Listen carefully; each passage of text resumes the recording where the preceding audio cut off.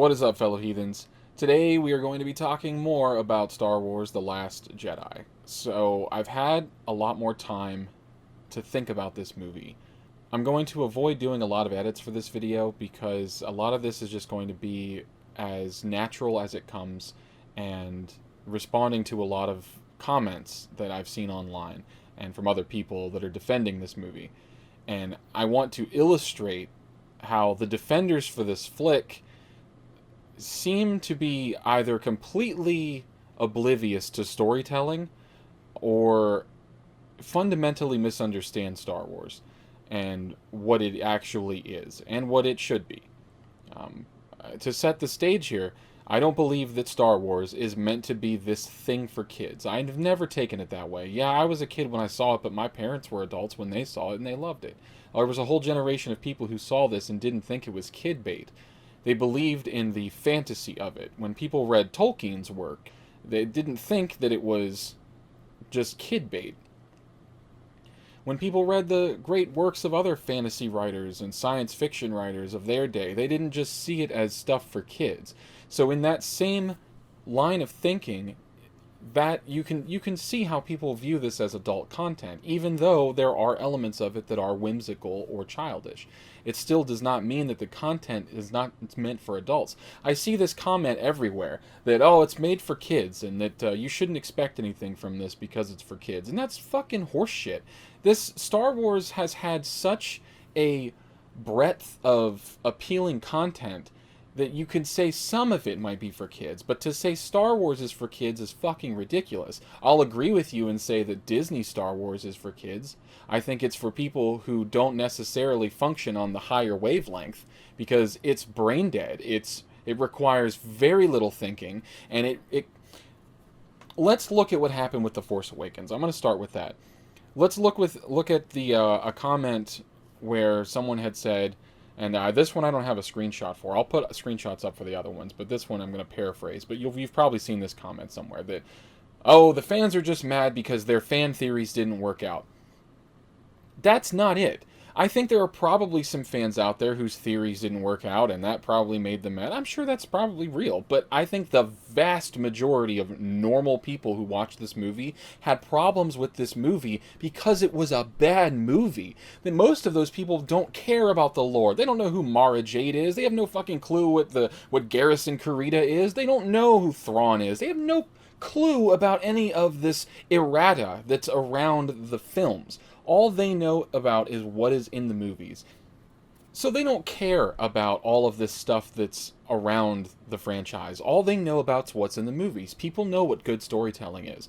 People know what plot is and character development. They know these things. People have been watching movies for at least 100 years now. So to say that these people don't understand what a good story is, or that they're missing the point, or any of this other stuff, is just completely unfounded criticism. I wholly reject that. People aren't mad because their fan theories were debunked or didn't actualize. People are mad because the story didn't go anywhere. None of the characters were consequential. None of the stakes were real. Nothing mattered. It was a nihilistic example of all glitz and glamour with no substance. And I've been making my point about that through social media for the last few days. Well, I guess now for the last week that it's been out. Wow, it's already been a week since this movie came out. So, but after having seen it again, it solidified in me a lot of the reasons. It really helped me articulate the reasons why I hated this movie. And you can tell in my first review that I was a little bit more optimistic. And that's mostly because it was still stewing in my head, and in the spoiler section I basically went into a lot of things that I didn't like about the film. But the more that you stew over that, the more that all the other things start coming into your head, and you're like, what? Well, wait a minute, that didn't make any fucking sense. Why did she even do that? Wait a minute, why did Luke even put the goddamn, if he didn't want to be found, why did he put the plans to find him in R2? Like, and there are moments like that you just keep realizing all this stuff as you're watching the movie, and the biggest rebuttal to this that fans of this movie have are that you're thinking about it too much, or, oh, you're a fucking dork, or whatever, and it's very, like, it's confusing to me because at once they want their opinion to be taken seriously, and they completely wave away anyone else's opinions. So we're just going to jump into some comments here. I'll bring them up on screen when I edit the video, but I'll be reading off of them right now. Okay, so one of the comments here, it says, a stupid criticisms, I think he says of fans, but I think he meant by fans. Force Awakens, there's nothing new in this movie. Last Jedi, they changed too much. This isn't Star Wars. That is not the conversation people are having, and that is not the fucking problem. People want different things to happen, yeah, and I think by virtue of a new film, that's just gonna fucking happen regardless. What people have a problem with is you creating something that has nothing of value. There's no substance. Plot lines don't go anywhere. Holdo's fucking plan didn't even make any... It made no fucking sense. Well, it made sense, but why wouldn't it have been told to them in the first place? People died. Exposition had to fucking happen because of this. Pointless exposition, by the way. Fucking Canto Bight is like the most useless plot in a movie that I've seen in a long time. It was brain dead. It was so stupid. A lot of this movie is just really dumb, and it treats you like you're dumb, and it emphasizes that when it just shows you glitz. It's like, here's lightsaber battles, here's explosions, look over here, kids. Don't look at all this stuff. And we just kind of strung this stuff together with fucking bubblegum. Nothing matters. It's... Oh, man, I get so fucking mad talking about this because this movie is so fucking terrible. And the defense of this movie is almost non-existent. People cannot articulate what it is about this movie that made it a good movie. And I think this comes down to a fundamental misunderstanding of cinema and just people's opinions. I'm fine with you liking this movie, by the way. If you like this movie, if you thought this movie was good, that's fine. I don't think your opinion is very informed, but you can have that opinion. It's totally fine. It's legitimate for you to have an opinion. But just know that the criticisms that people have of this movie come from a place of understanding. People who know how to write characters. People who understand what plot development is. People who know how to avoid making Mary Sues and Gary Stews. People know how to create a story that is rich in both lore and in substance. And I know I'm using a lot of airy terminology there, but we'll get into more details as we go. So just bear with me. Right now I'm trying to stave off the rage. So his comment was that you know, they changed too much and that's why we don't like it. That's bullshit. If anything, it's not that they changed too much, they didn't do anything. What did they do that was positive for this movie? There was no character development for Rey whatsoever at all. Fucking Kylo Ren, so he's evil because reasons? There's no reason for him to be doing the things that he's doing. Oh, but I think Luke might have tried to kill me. But then again, in the story they set up that Snoke had already been talking to him, so we have to actualize this in try to make sense of this. Kylo is doing the things that he is doing because he heard some stuff about the dark side, we assume, from Snoke, and he thought Luke was going to kill him. So that's why he goes to this complete other end of the spectrum. That's why. Because, why? There's nothing there that explains what he is doing or why he's so wishy-washy. He apparently has enough in him to kill his fucking dad, but not enough in him to kill his mom.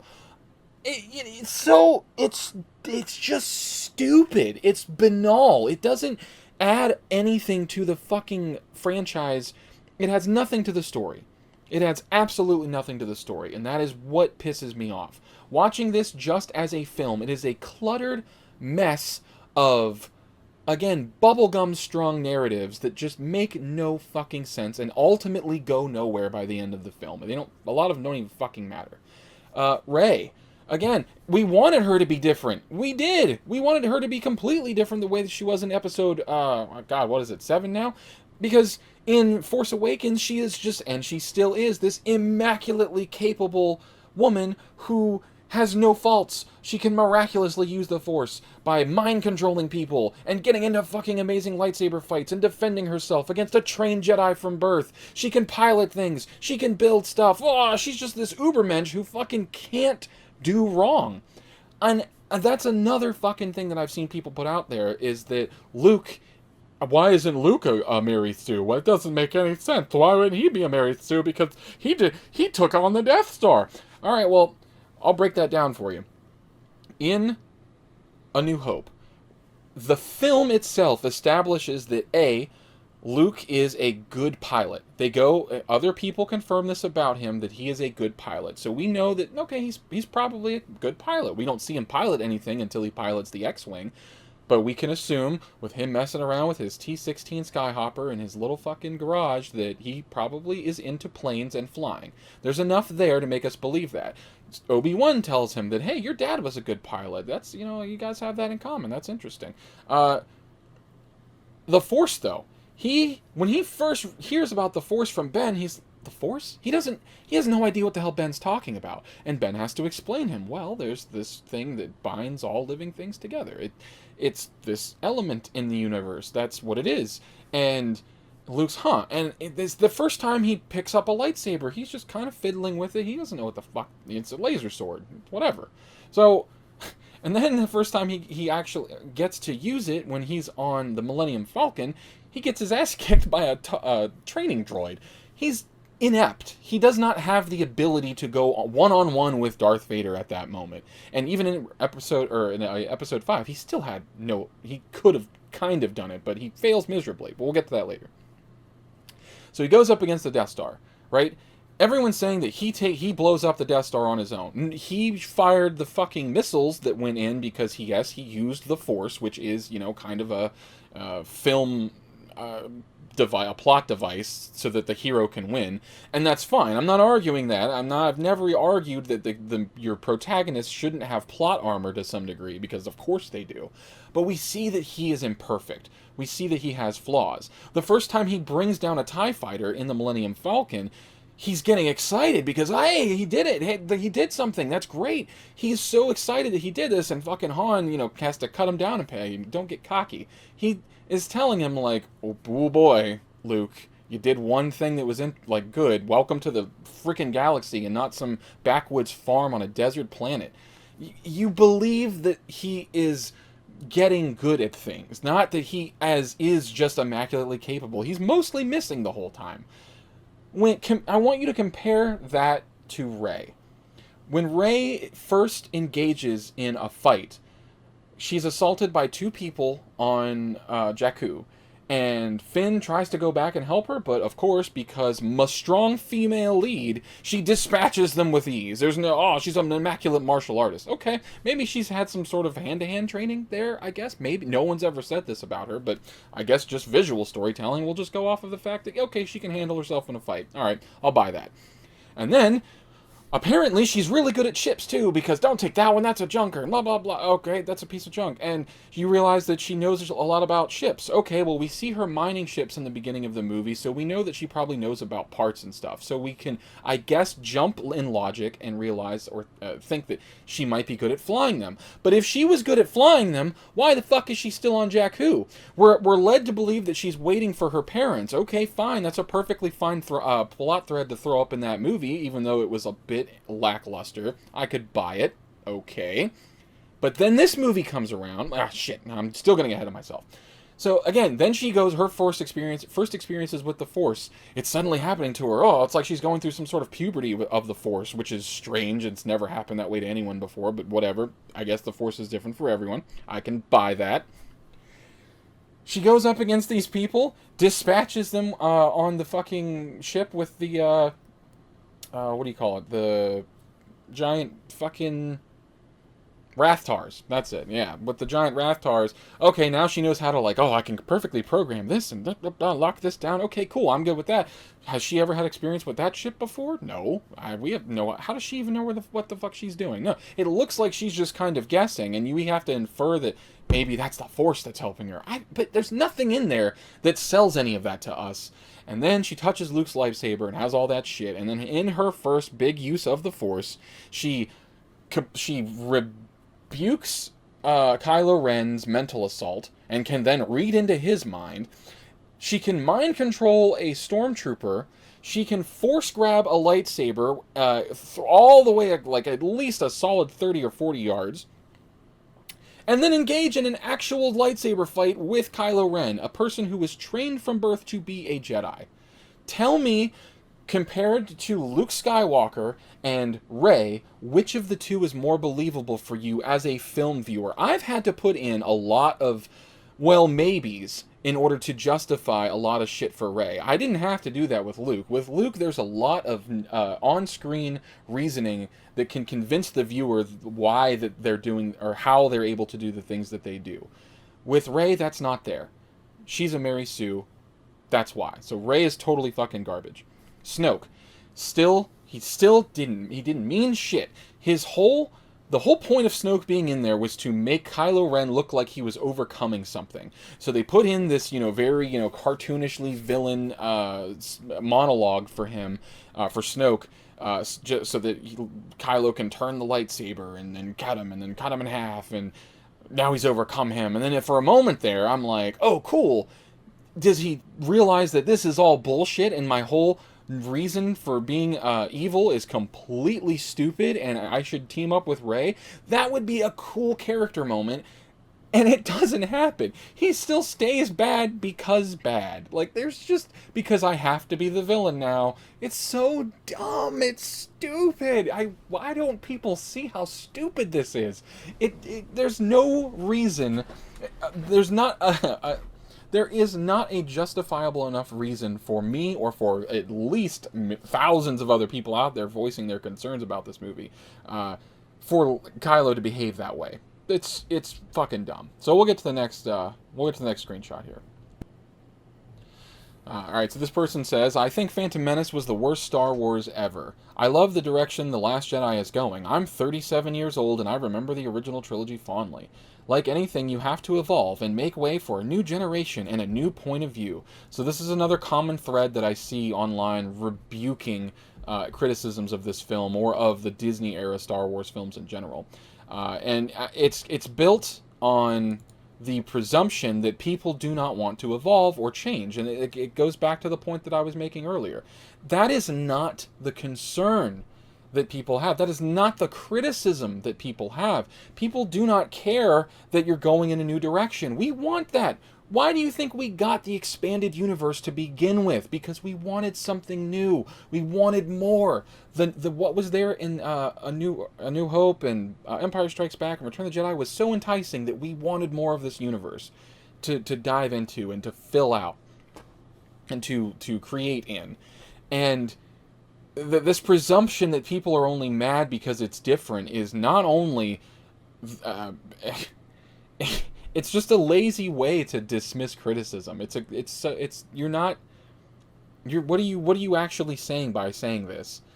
That people aren't willing to evolve and people aren't willing to accept new points of view? Again, that's not the case. People totally are. People are not willing to accept bad stories.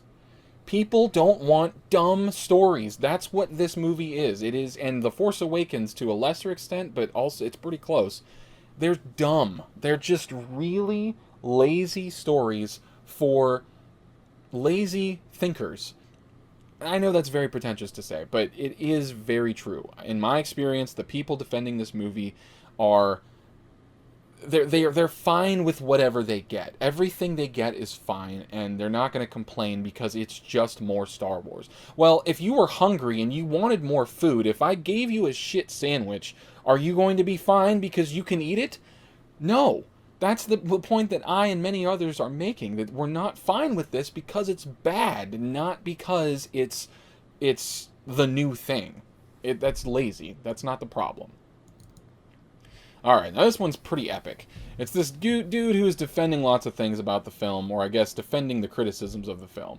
And the Mary Poppins moment for Princess Leia floating through space and all of that is, I think, very legitimate. It's not that I can't buy that she can do that, because I can, okay, fine, assume that Luke trains her how to use the Force at some point, I guess. We still have no on-screen depiction of this stuff ever happening with her. And then this kind of also creates more plot holes for Force Awakens, but we can get into that later. But the point is, I can buy that she can use some Force abilities. But she was floating out there in space for a good while. first of all. Second of all, it was just weird looking. The way that it was shot, it was comical. It didn't look like sudden and reactionary. It was very like, she's floating through space in a very comical way. Yeah, it looked silly. That's I think the more rational criticism of that moment is just how silly it looked. But he says, I wondered why Leia is the only one in the Skywalker family who has no Force powers. Maybe because they only decided before Return of the Jedi that Leia should be Luke's sister. Making Leia a Jedi would be awkward. I think Johnson found a kind of poetic way to show Leia's Force potential hidden within her that finally shows up to save her life. That's not stupid at all. We've seen more stupid Force powers, like Force speed, but feel free to think that it looks stupid. It did look stupid. It looked very awkward. But I agree with the sentiment there that we can, I guess, fill in the possibility that she can do this. He says they shitted on Luke's character. You could say they shat. I don't know if I would say shitted. The fuck? I heard that some fans are disappointed that Luke hasn't achieved anything as a Jedi.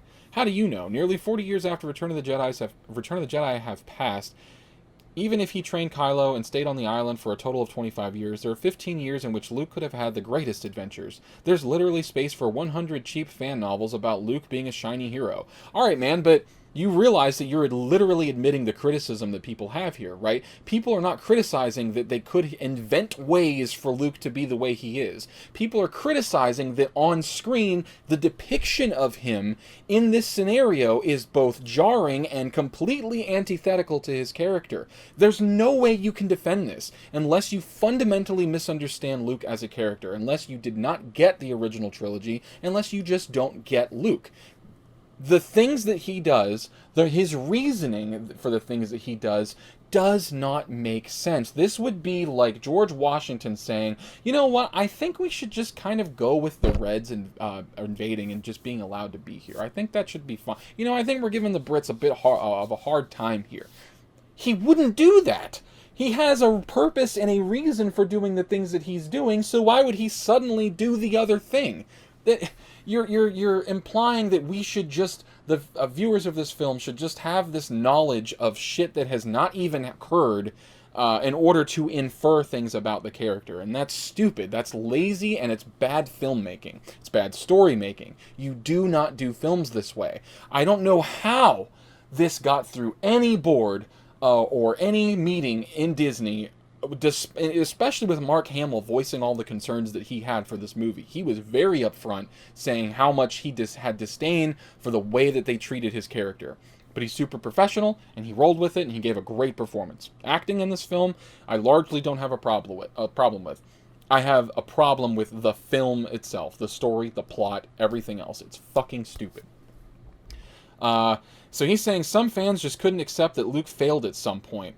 Luke always had a glimpse of the dark side in him, the moment he went apeshit on Vader in Return of the Jedi. Alright, so I'm going to stop you there. Luke is a Jedi. We understand that people who are Force sensitive are probably, I've always assumed them to be a little bit more like Vulcans, and that they feel things more acutely than us normies do. They probably are more susceptible to feelings of hatred and feelings of joy than we are. It's just kind of an assumption on my part. I'm sure there's some errata out there that I've read that led me to believe this, but that's kind of how I feel. So I understand that within Luke there was the possibility that his anger would influence his actions. And you see that when Vader finally tempts him by saying that he was going to go for his sister, Luke charges at Darth and finally says, enough is enough, and he engages in battle. But him going apeshit, as you say, on Darth Vader is not the same as killing Darth Vader. It's not the same as premeditated murder. It is, I am in a sword fight, he was hiding, and I now know that I have to end this. And all he did was cut off his robotic hand. And once he sees where that was leading him, he pulls back, throws down his lightsaber, and has to rely on his dark side father, who has done all this horrible shit, to have a change of heart either right then and there or Luke dies. So, yes, Luke does have that moment of weakness, but that does not mean that this moment that he has in this movie makes any sense. Because Luke went out of his way in the original trilogy to save his dad. It was this whole driving narrative, and he succeeds in doing that. To say that Luke was training all these people and he just thought, man, my sister's kid might have some darkness in him, I should just kill him. Can you hear that being said and think that that sounds like Luke Skywalker to you? Because that's not it. That is not Luke. And if you really think that that's Luke Skywalker, I don't know what to tell you other than you don't know who Luke Skywalker is, because that is not him. So he says, so it's not analogical that Luke thought for a moment he had to kill Kylo Ren. No, it doesn't. I'm not arguing that he would not have the propensity for being overwhelmed by emotion, but he would never have gotten to that point. There's no way that he would have ever done that in the way they depicted it in this movie. Never. Full of regrets, he soured in exile. Again, he wouldn't do that either. He's an optimist. He would have right then and there corrected the wrong. He would have fixed things. He would not have sequestered himself off into the middle of nowhere and then confusingly told Rey I didn't want to be found, but also leaving a trail to him in his R2 unit. Again, the writing in this movie is fucking retarded. Johnson did a damn fine move to take all of Luke's epic spirit at the beginning of the movie, the disappointing throwaway of the lightsaber, he drinks blue milk like a hobo, to bring him back more epic than ever before at the end. No! You're assuming that Luke is this contained element within this film. It's Luke Skywalker. We have a whole trilogy with him in it behaving a certain way, and if you betray that in a 40-year wait for his arrival in a new film, or 40 years, I forget how long it's been since Jedi, but at least a 30-year wait since that movie, and this is how you depict him, as some slovenly hobo who has cut himself off from the Force and has no reverence for that lightsaber. He just tosses it over his fucking shoulder. Bullshit. Bullshit. Luke would never have done that. He would have held that lightsaber. He would have... How did you find it? The literal impossibility of its existence should have been enough for him to be like, what in... What? But again, that's assuming that there should have been any reason for him to be on that fucking island in the first place. But we're going to get into where I think this story could have done better later. I'm going to do a whole nother video about how this film should have gone at a different time. But that's a little bit of a teaser there. Him being on that island could have been for other reasons than I'm lonely and I need to hide here. Or I'm regretful. I'm so regretful for what I did. I'm just going to hide. I'm going to let all this other evil take over. No. Play the expectations of the audience. It's brilliant. It's not brilliant. It's lazy. I want to do my own thing. And I don't care about these characters enough to give them their due. And their due in this case is not this. It's not Luke milking a fucking Dr. Seuss cow on Force Island. It's not throwing away a lightsaber. It's not threatening to kill your sister's child. Would never have happened. And if you really think Luke would have done that, I don't know what to tell you. You're wrong. Luke would not have done that. I wondered how they could bring Luke back in a truly epic way. Everyone expected that Luke will be the wise old Jedi Master who still kicks damn ass. But that would have been kind of underwhelming. I mean, if you just make him to be Obi-Wan Kenobi, yeah, because we've had Obi-Wan Kenobi, but that's not Luke. Luke gets in the mix. Obi-Wan did too when he was in his younger years, and in the Clone Wars you see that. Not in the movie, but in the canonical Clone Wars cartoon, you see that Obi-Wan was wise beyond his years, but he had no qualms about throwing down. We've seen that with Yoda and kind of with Obi-Wan. Also, Luke isn't the main character anymore. He is the mentor. Mentors always die at some point. Who was he a mentor to? He damn sure wasn't a mentor to Rey. Rey shows up and he's just this curmudgeonly old guy who says, "All right, I guess I'll give you 3 lessons." And they're not anything. They're just... Well, the first one is just some stupid excuse for why the Jedi are bad. Okay, fine. We can assume that, yeah, the Jedi haven't always been the most noble ends to a means, but their very existence was the personification of what was at the very least, just in the universe. They were the paragons of virtue. they were all beings of various races, and not all of them inherently virtuous, and they all were individuals. But you can't say that Luke was somehow a mentor to Rey. And that just doesn't make any sense. He didn't. His second lesson was feel things. I mean, come on. At least with Dagobah, we bought that Luke was there for some length of time training with Yoda. It wasn't a full blown montage, but we got the sense that that's what it was. With Rey, it wasn't even like that. How long was she there? Like 3 days, and nothing happened. Ultimately, she messes with the lightsaber herself and performs all of these amazing lightsaber strikes. It's just so dumb. It's so dumb. It doesn't make any sense. Luke didn't even train her. He just watched her the whole time. Johnson chose a bittersweet compromise. Luke saves the Resistance. No, he didn't. His projection did. There was no reason, also, by the way, that he could not have been there. It's another fucking problem I have with this movie. It was the stakes weren't real. Nothing mattered. There was you never felt like anyone was really in any danger, except maybe for the Rebel cruiser. But even then, they had infinite shields, so the only sense that you get is that the other ships are just running out of fuel and they're getting blown up. But again, why didn't they just move up? It's so. Anyway. His job is literally done. I can't think of a better farewell of any character in recent blockbuster history. I can, and I'm going to do it in the next video. I'll show you how you do a better farewell. And I don't even think you're operating under the auspices that Luke had to have given a farewell. You know he's going to come back now as a Force Ghost, so that's completely blown out of the water. He's still going to come back, and so it doesn't matter. And also, he didn't have to be killed in this movie at all. You could have used him as a, let's now take some time between films to train Rey properly. And then we get a time lapse between this episode and the next one, like 4 years or so, just like they did with Jedi or Empire Strikes Back. A lapse in time for you to train Rey, instead of her just being immaculately capable. Her character's already ruined, though, so that doesn't even matter to me. Why did Snoke need to die? He was never that great of a character. It was the hype that made him bigger than he actually was. I thought he was an Emperor ripoff. So you're acknowledging the fact that there is an inherent problem with the overarching plot of this entire new trilogy. This villain didn't matter, so the stakes don't matter.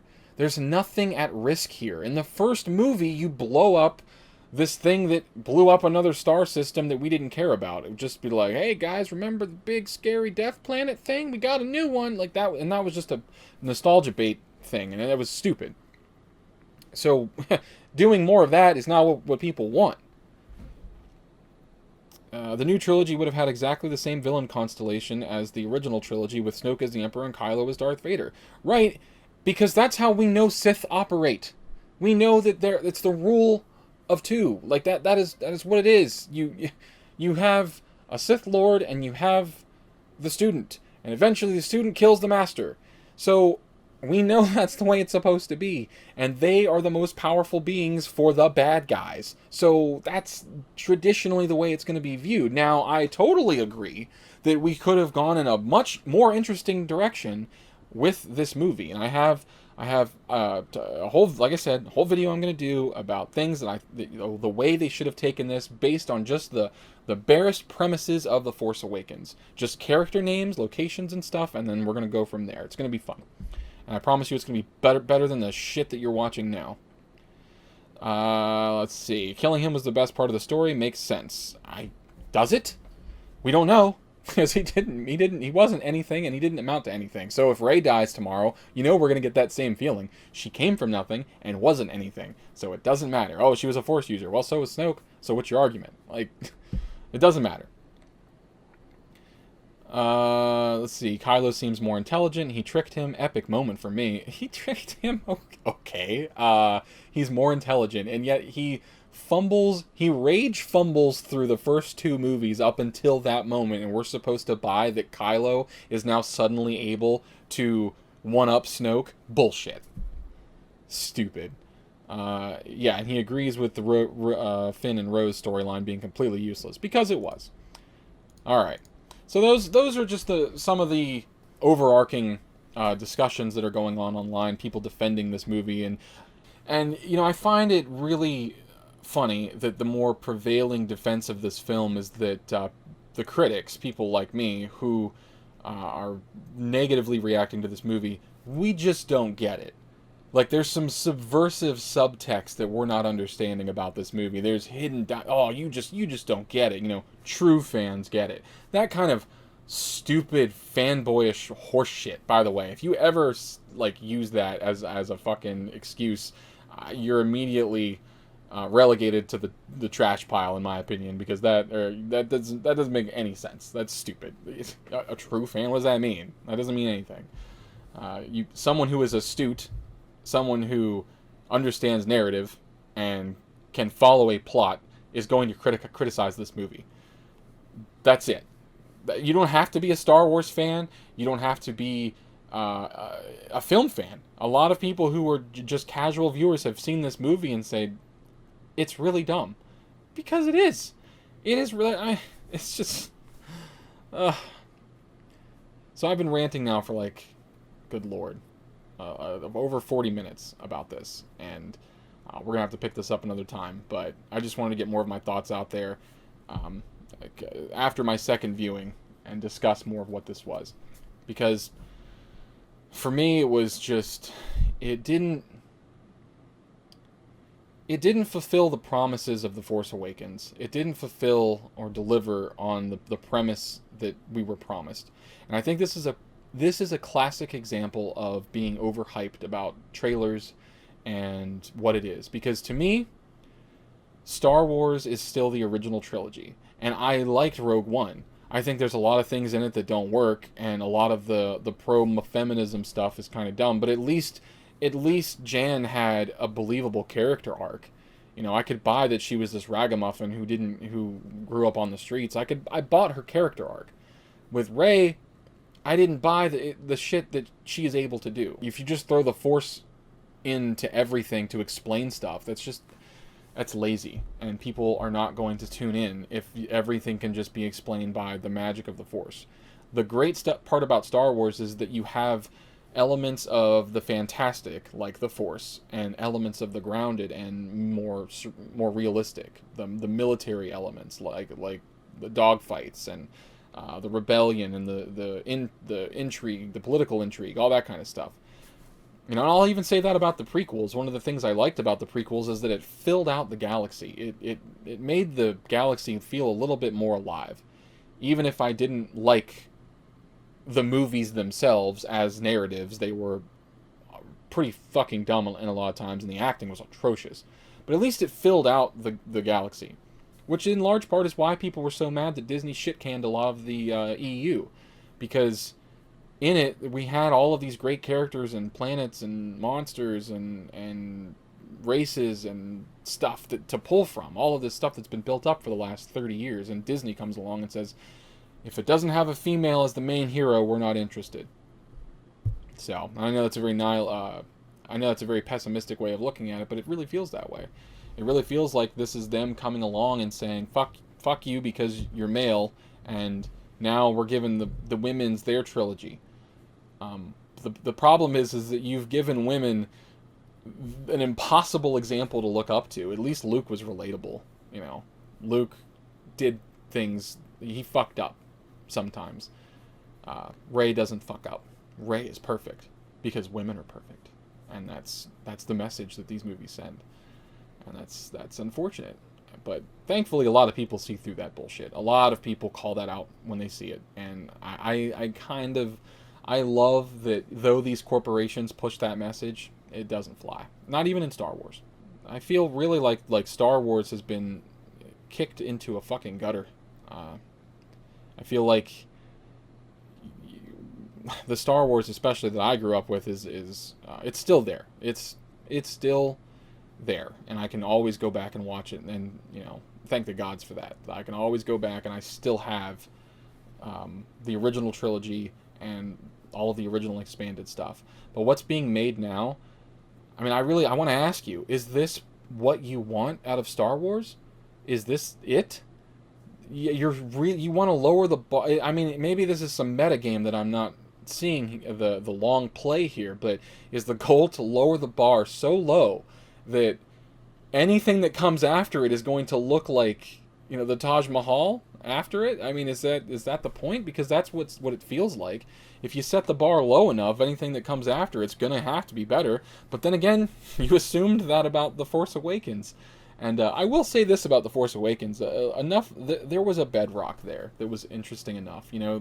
I hated that Rey was completely perfect. I hated what they did with Han Solo in that movie.